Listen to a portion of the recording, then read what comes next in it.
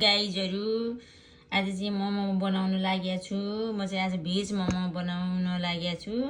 यो चाहिँ मोमोको किमा देख्न सक्नुहुनेछ र यता छ मोमोको मुछिसकेको पिठो। मैले चाहिँ किनकि अस्तिको यो मुछेकै पिठो थियो, यसैलाई युज गरेँ। अस्ति समोसा बनाएर खाएको थिएँ अनि पिठो रहिरहेको थियो, बढी भएको थियो, त्यसैलाई मैले युज गरेँ। मेरो चाहिँ यस्तो भएको छ गाइजहरु। म अहिले तपाईहरुलाई सबै देखाउने नै छु। देख्न सक्नुहुनेछ मेरो चाहिँ यस्तो भयो मोमो चाहिँ, र अहिले म सबै देखाउने नै छु लास्टमा।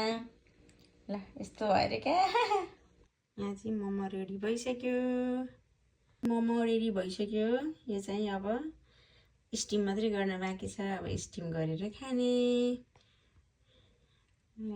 कस्तो लाग्यो? टडे अचार चाहिँ यस्तो छ।